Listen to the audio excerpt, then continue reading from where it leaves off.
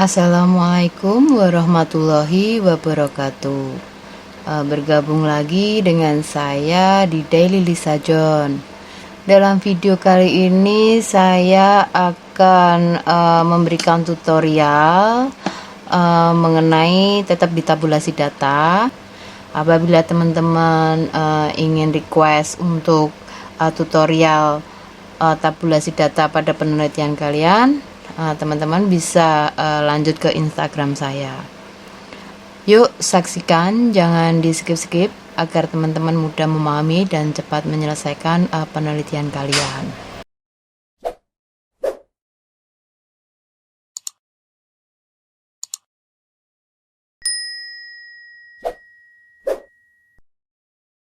Pada video kali ini saya akan memberikan tutorial mengenai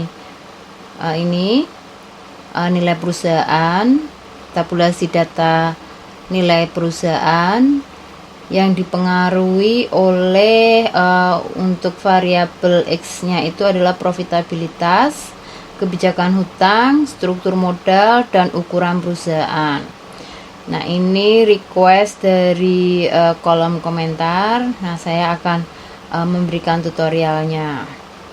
Oke, teman-teman, berarti teman-teman harus mencari untuk variabel X1-nya itu adalah profitabilitas. Di sini profitabilitas saya akan menghitung dengan menggunakan rumus return on asset, yaitu laba bersih setelah pajak dibandingkan dengan total aset. Untuk kebijakan hutang saya akan menggunakan rumus debt asset ratio atau DAR. Sedangkan struktur modalnya itu saya menggunakan rumus debt equity ratio atau DER. Dan untuk variabel X yang terakhir, ukuran perusahaan, yaitu logaritma natural dari total aset. Sedangkan untuk nilai perusahaan sendiri diukur dengan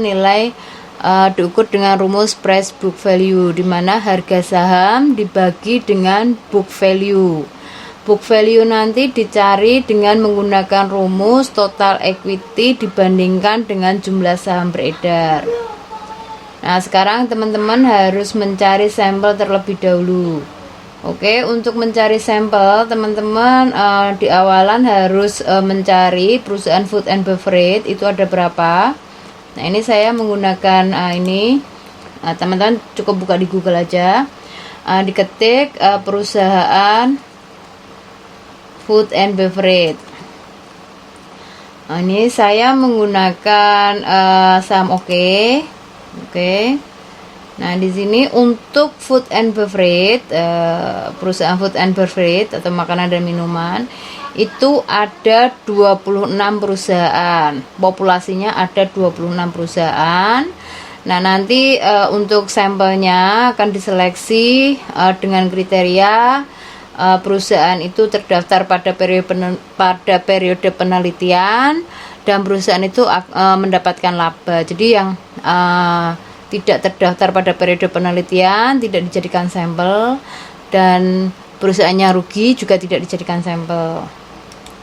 Oke, saya akan memberi contoh di sini untuk perusahaan Aisyah.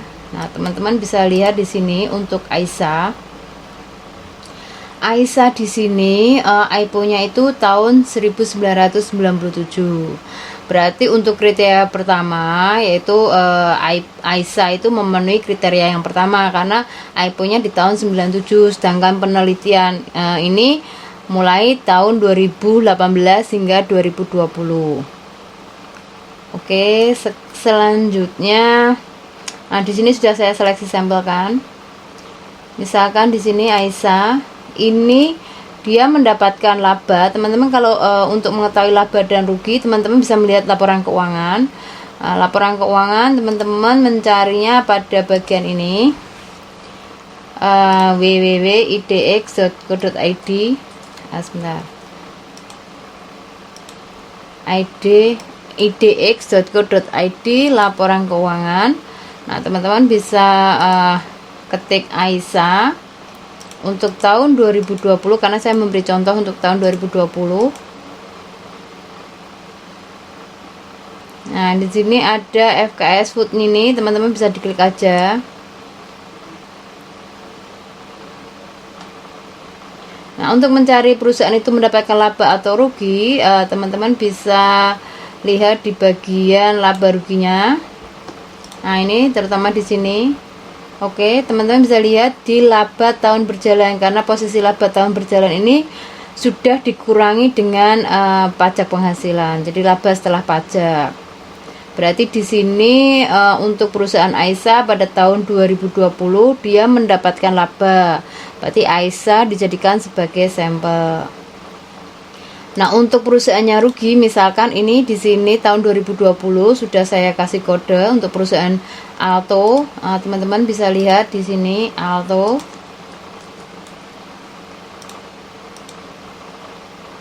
Oke, untuk lihat laporan keuangannya, ambil yang audit report. Nah, teman-teman bisa lihat pada bagian laporan laba rugi. Oke, untuk tahun 2020 ternyata Alto itu mengalami kerugian. Artinya apa? Berarti ini ada kurung, artinya perusahaan itu mengalami rugi. Berarti untuk Alto tidak dijadikan sebagai sampel pada penelitian di tahun 2020 ini.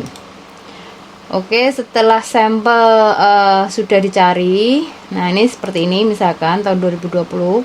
Nah, saya memperoleh sampel untuk tahun 2020 itu sebanyak 21. Berarti ada 5 perusahaan yang tidak dijadikan sampel. Oke, masing-masing variabel tinggal dicari. Untuk yang pertama, misalkan akan mencari variabel nilai perusahaan, yakni PBV, price book value-nya. Nah, PBV itu terdiri dari harga saham, equity, dan jumlah saham beredar. Oke, teman-teman mencari harga saham bisa menggunakan Yahoo Finance. Nah, ini Yahoo Finance. Ini saya kasih contoh untuk mencari Yahoo Finance. Nah, ini Yahoo Finance. Misalkan tadi untuk perusahaan Aisa. Oke, Aisa. Teman-teman tinggal ketik aja Aisa.jk. Jadi nanti kalau perusahaan yang lain nanti teman-teman juga tinggal nambah .jk. Misalkan untuk perusahaan CAM, lah nanti tinggal ditambah .jk-nya. Oke, kita search aja. Ini diklik. Nah, di sini sudah ada Food Sejahtera Tbk FKS. Teman-teman tinggal klik yang bagian historical datanya. Nah, karena kita membutuhkan harga closing price pada akhir tahun, ini kan tahun 2020, berarti mencari akhir tahun di Desember akhir tahun 2020. Berarti ini time period-nya teman-teman membutuhkan tahun 2020 di bulan Desember. Nah, ini awalnya kita ambil 2021, nggak apa-apa, bulannya Januari, tanggalnya tanggal 5 aja, nanti biar pendek. Nah, ini kita hanya membutuhkan harga closing price di akhir tahun 2020. Berarti di akhir tahun 2020 closing price-nya itu sebesar 390. Berarti di sini tinggal ditulis saja harga sahamnya 390. Nah, untuk mencari equity, teman-teman mencari equity di laporan keuangan. Tadi teman-teman sudah download melalui IDX. Misalkan ini.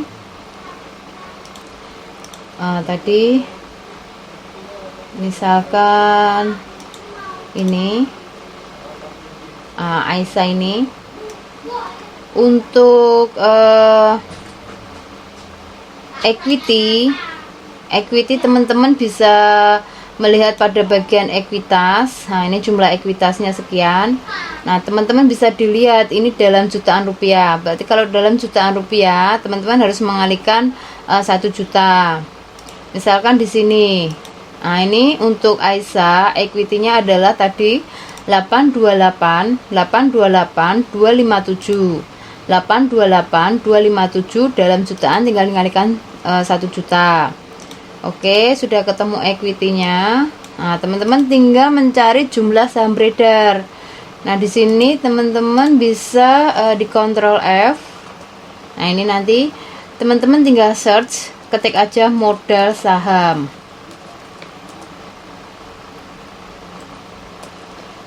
Nah, nanti pada bagian ini, oke.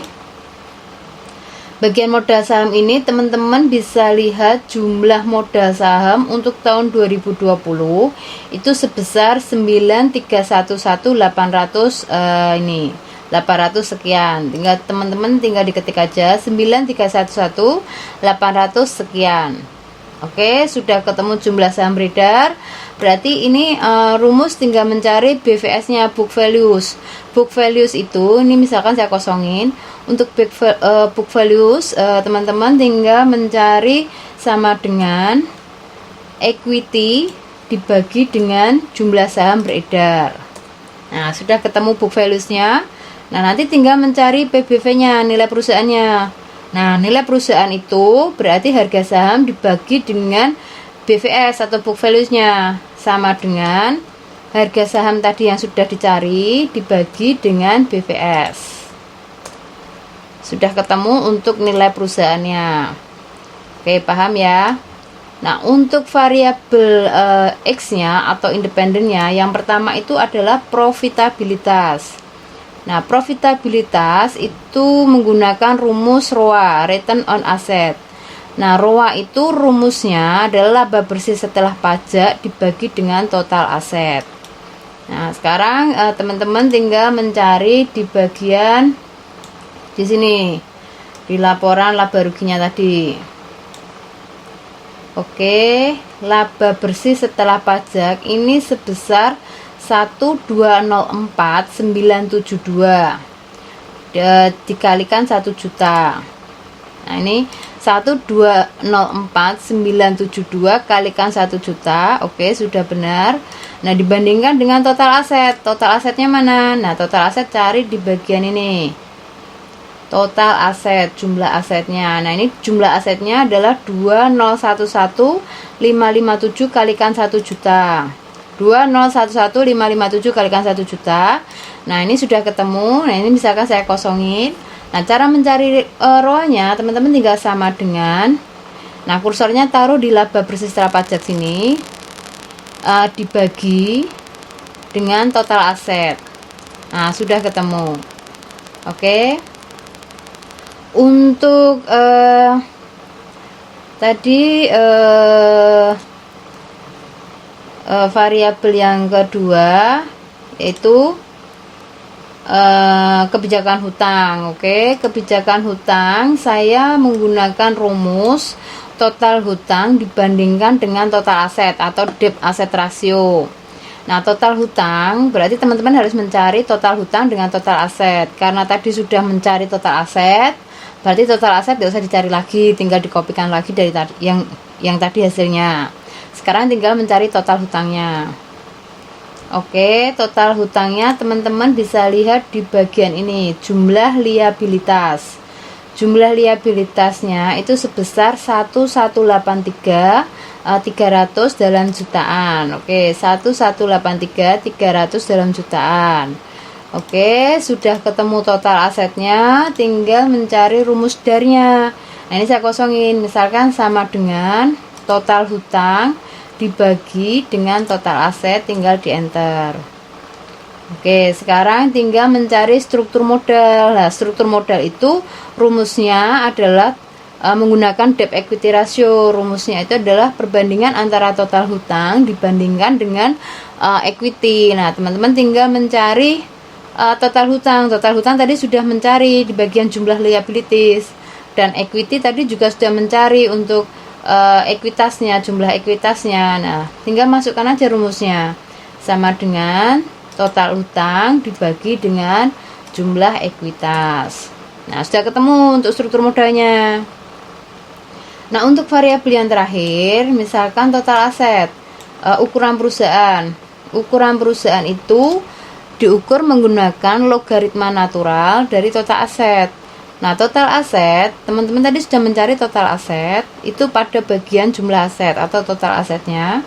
Nah, ini sudah ketemu. Nah, tinggal mencari ini aja tuh ukuran perusahaan.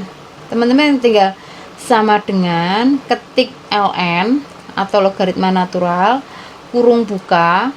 Nah, total asetnya ini tinggal diklik, kurung tutup, enter. Nah, ini kalau nanti sudah ketemu ini, tinggal ditarik bawah hasilnya. Nah, ini sudah ketemu untuk tahun 2020, tahun 2019 juga sudah terhitungkan, 2018 juga sudah terhitungkan. Nah, ini sudah dihitung semuanya.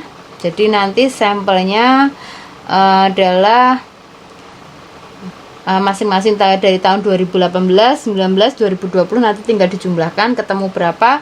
Nanti itu sebagai jumlah sampelnya untuk periode penelitian. Nah, demikian teman-teman sudah saya share mengenai bagaimana cara mencari tabulasi data mengenai nilai perusahaan pada perusahaan food and beverage. Semoga bermanfaat dan teman-teman cepat menyelesaikan penelitiannya. Wassalamualaikum warahmatullahi wabarakatuh.